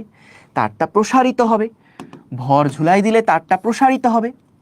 এখন ভাইয়া আমাকে বলতো, এই অবস্থায় যখন এটা সাম্যাবস্থায় আছে, এই অবস্থাতে যখন আমাদের বস্তুটা সাম্যাবস্থায় আছে, তখন বলতো এর উপরে লব্ধি বল কত? লব্ধি বল, টোটাল বল 0। কারণ যদি কোনো বল এখানে, নেট কোনো বল যদি এখানে থাকতো, সেই নেট বলের প্রভাবে কিন্তু এটা হয় নিচে নামতো অথবা উপরে উঠে যেত। তো আমরা কি করছিলাম, এখানে এম ভরের একটা বস্তুকে যখন এই তারের সাথে, তারের শেষ প্রান্তে যখন যুক্ত করছি, সো যুক্ত করার পরে এই তারটা টেনে লম্বা হয়ে এরকম স্থির অবস্থায় আছে, একদম এখানে এটা স্থির অবস্থায় এটা আছে। সো যখন স্থির অবস্থায় আছে, এবার খেয়াল করো তো, যখন এইটা স্থির অবস্থায় আছে এবার একটু খেয়াল করো তো, তার মানে এর উপরে লব্ধি কোনো বল নাই, নেট ফোর্স শূন্য। তার মানে দেখো ভাই, নিচের দিকে তো পৃথিবী এটাকে সবসময় এমজি বলে টানছেই, নিচের দিকে তো পৃথিবী এটাকে এমজি বলে টানছেই, এবং বলো তো উপরের দিকে একটা কি বল কাজ করতেছে? উপরের দিকে একটা কিন্তু রিস্টোরিং ফোর্স কাজ করছে, রিস্টোরিং ফোর্স কাজ করছে। এবং এই দুইটা বল বস্তুর উপরে কাজ করার ফলে কিন্তু বস্তুটা এইরকম স্থিতিশীল অবস্থায় আছে। সো ভাইয়া, বস্তু যেহেতু স্থিতিশীল, বস্তু যেহেতু স্থিতিশীল অবস্থায় আছে, এই কারণে এমজি বল এবং আমাদের এফ আর বল, এটা দুইটা পরস্পর অবশ্যই সমান হবে। তাহলে খেয়াল করো, আমাদের যখন বলবে এইবার ভাইয়া পীড়ন কত বের করো, ভাইয়া পীড়ন মানে আমরা জানি রিস্টোরিং ফোর্স পার এরিয়া, কিন্তু মজার ব্যাপার যে আমরা এই রিস্টোরিং ফোর্স যেটা, সেটার বদলে এমজি লিখতে পারি, কারণ রিস্টোরিং ফোর্স আর এমজি দুইটাই পরস্পর এই ক্ষেত্রে সমান, তাই না? তুমি এফ আর মাপতে পারতেছো না খালি চোখে, কিন্তু তুমি এমজি কত এটা তো জানো। বস্তু যেহেতু স্থির আছে, তার মানে এমজি আর এফ আর দুইটা সমান সমান, তার মানে এফ আরটাই কিন্তু আসলে এমজি দিয়ে তুমি রিপ্লেস করতে পারবা। সো তুমি এফ আর কত এটা মাপো নাই, কিন্তু বাইরে থেকে এমজি ক্যালকুলেট করেই তুমি ভিতরের রিস্টোরিং ফোর্স কত সেটা মেপে ফেলছো। সো তাইলে দেখো, এফ আর হচ্ছে আমাদের এমজি ডিভাইডেড বাই এ। বুঝতে পারছো? এখন আসো, এই যে এ যেটা আছে, সেই এটাকে আমরা অনেকভাবে লিখতে পারি। যেমন এটা যদি আমাদের একটা সিলিন্ড্রিক্যাল তার হয়, তাহলে এর প্রস্থচ্ছেদের ক্ষেত্রফল আমরা লিখতে পারি পাই আর স্কয়ার, যেখানে আর হচ্ছে এই তারের ব্যাসার্ধ। তাহলে পীড়ন সমান সমান আমরা লিখতে পারি M into G divided by pi R square. পীড়ন সমান আমরা লিখতে পারি M G divided by pi R square.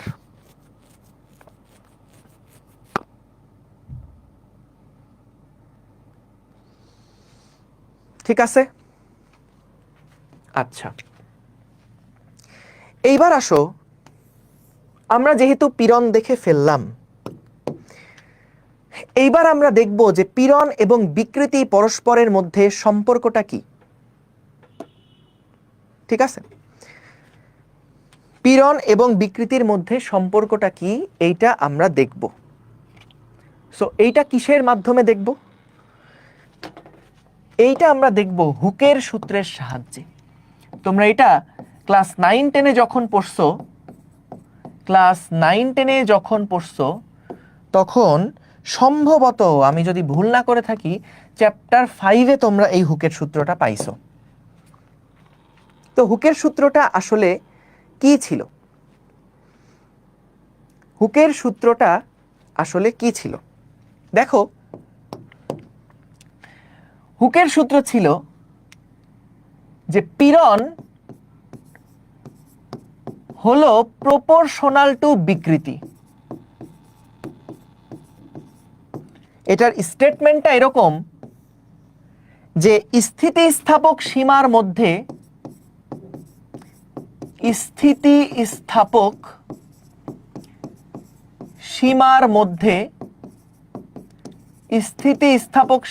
মধ্যে পীড়ন বিকৃতির সমানুপাতিক।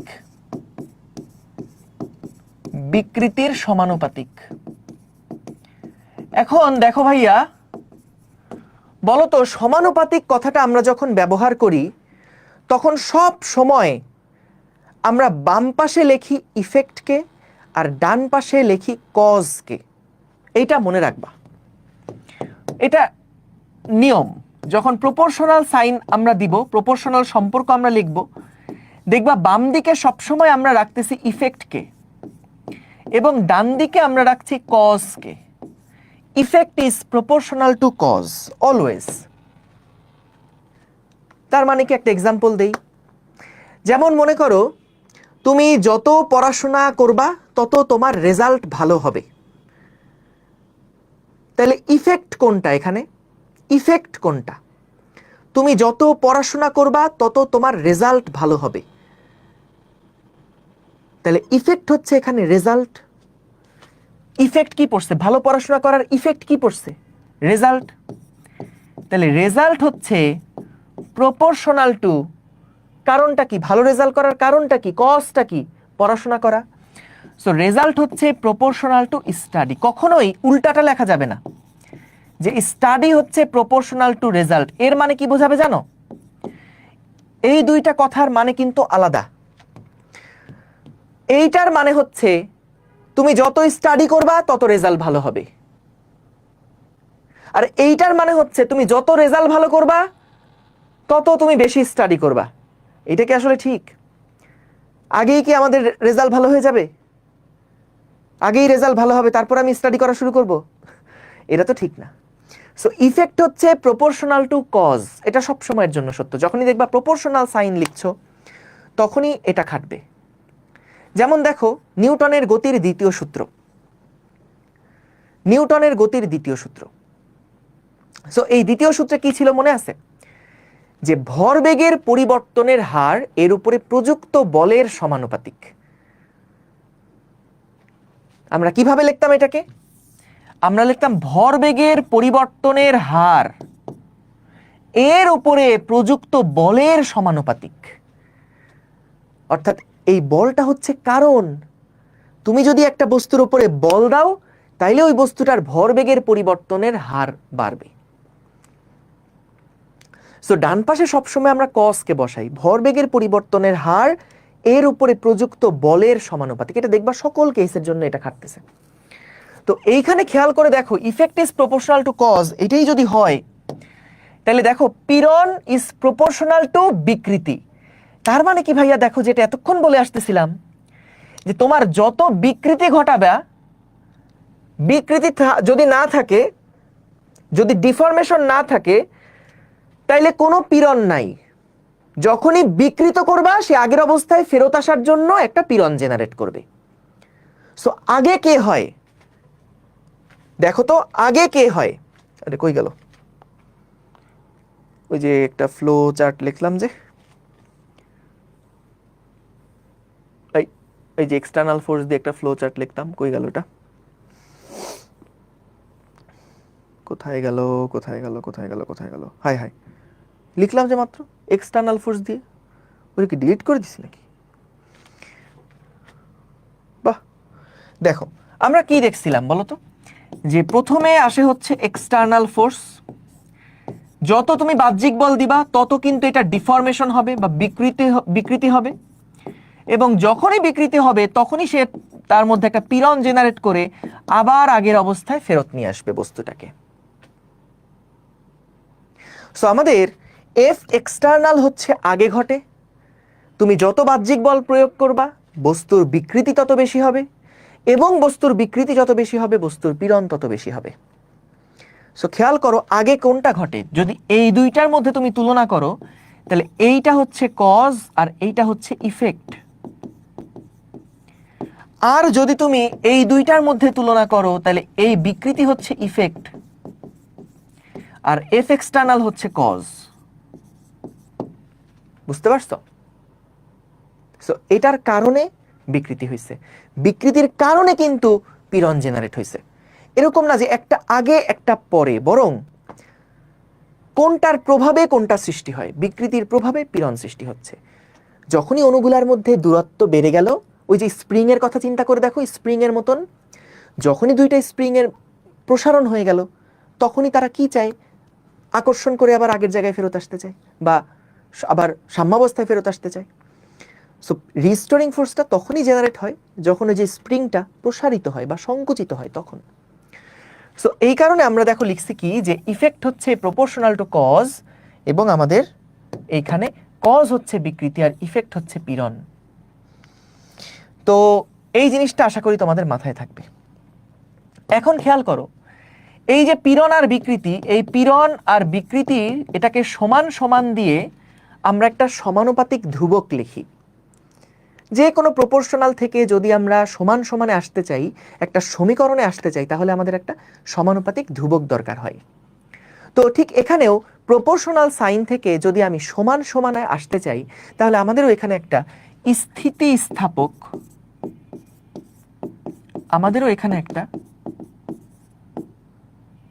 স্থিতিস্থাপক ধ্রুবক লাগবে, যেটাকে আমরা স্থিতিস্থাপক গুণাঙ্ক বলি, ইনটু হচ্ছে আমাদের বিকৃতি। সো পীড়ন সমান সমান হচ্ছে স্থিতিস্থাপক গুণাঙ্ক, এটা হলো একটা কনস্ট্যান্ট, ইনটু বিকৃতি। তো যার স্থিতিস্থাপক গুণাঙ্ক বেশি তার আসলে স্থিতিস্থাপকতাটাই বেশি, যার স্থিতিস্থাপক গুণাঙ্ক কম তার স্থিতিস্থাপকতা ধর্মটাই কম। ঠিক আছে, ডান। সো খেয়াল করো, আমাদের এখানে দেখছিলাম বিকৃতি ছিল 3 রকমের, পীড়নও ছিল 3 রকমের। তো এই স্থিতিস্থাপক গুণাঙ্ক এইটাও 3 রকমের। যখন তুমি এখানে দৈর্ঘ্য পীড়ন নিবা, এখানে আসবে দৈর্ঘ্য বিকৃতি। যখন এখানে তুমি কৃন্তন বিকৃতি নিবা, তখন এখানে আসবে কৃন্তন পীড়ন। যখন তুমি এখানে আয়তন বিকৃতি নিবা, তখন এখানে আসবে আয়তন পীড়ন। এবং 3টা কেসেই স্থিতিস্থাপক গুণাঙ্ক 3 রকম হবে, 3টার 3 রকম আলাদা নাম আছে। তো চলো সেটা আগে একটু ছোট করে লিখে ফেলি আমরা।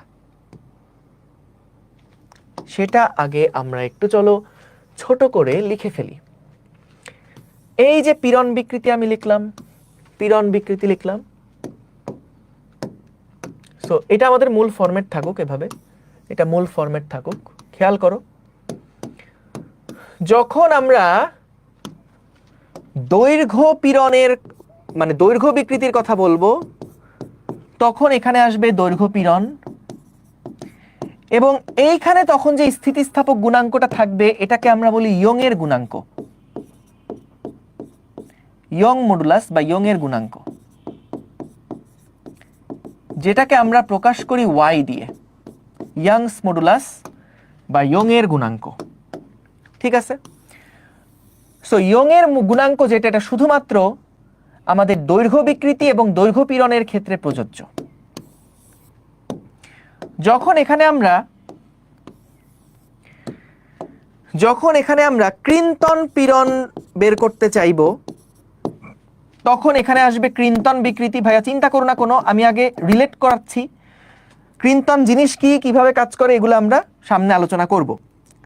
সো কৃন্তন পীড়ন সমান সমান, এই ক্ষেত্রে আমাদের যে স্থিতিস্থাপক গুণাঙ্ক, এটাকে বলা হয় কৃন্তন গুণাঙ্ক, এইটাকে বলা হয় কৃন্তন গুণাঙ্ক। সেই গুণাঙ্কগুলোর আলাদা আলাদা নাম আছে, জাস্ট গুণাঙ্কগুলারও জাস্ট আলাদা আলাদা করে নাম আছে।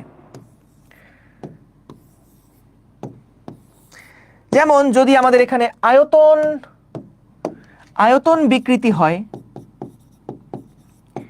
আয়তন বিকৃতি হলে আমরা পাবো এই পাশে আয়তন পীড়ন, এবং তখন আমাদের যে গুণাঙ্কটা আসবে এটা হচ্ছে আয়তন গুণাঙ্ক, এইটা হচ্ছে আয়তন গুণাঙ্ক। সো কৃন্তন গুণাঙ্ক এইটাকে প্রকাশ করা হয় হচ্ছে ইটা নামক একটা সিম্বলে, ইটা দিয়ে। আয়তন গুণাঙ্ককে প্রকাশ করা হয় বি দিয়ে। ঠিক আছে, বি দিয়ে আয়তন গুণাঙ্ককে প্রকাশ করা হয়। ঠিক আছে, এবং এই গুণাঙ্ক যার যত বেশি তার স্থিতিস্থাপকতা তত বেশি। ঠিক আছে, সো আমরা আজকে মোটামুটি তার দৈর্ঘ্য পীড়ন দৈর্ঘ্য বিকৃতি সম্পর্কে একটা আইডিয়া নিছি। আমরা নেক্সট ক্লাসে এই কৃন্তন পীড়ন আয়তন গুণাঙ্ক এগুলা কিভাবে কি কাজ করে সেগুলো আমরা দেখব। ঠিক আছে, সো আজকে আমরা যতটুকু যা পড়ছি এইগুলো অবশ্যই নেক্সট ক্লাসে আসার আগে রিভাইজ করে আসবা। আজকে আমরা অনেক কিছুই পড়ে ফেলছি, আসলে বই থেকে যেগুলা রিডিং পড়তে বলছি সেগুলো অবশ্যই পড়ে আসবা। আর যেটা বললাম যে এই চ্যাপ্টারে বোর্ড স্ট্যান্ডার্ড যে প্রিপারেশনটা, এই পার্টটা আমরা শেষ করবো ইনশাল্লাহ 5টা ক্লাসে, বোর্ড স্ট্যান্ডার্ড পার্টটা। তারপরের 5টা ক্লাসে আমরা হচ্ছে আমাদের যেই প্রবাহী অংশের যেই টপিকগুলো আছে সেগুলো দেখে ফেলবো। তারপরে অ্যাডমিশনের টপিকগুলো আমরা পরের 4টা ক্লাসে শেষ করবো ইনশাল্লাহ। ঠিক আছে, তাইলে আমরা শেষ করি। থ্যাংক ইউ সবাইকে। আসসালামু আলাইকুম, আল্লাহ হাফিজ।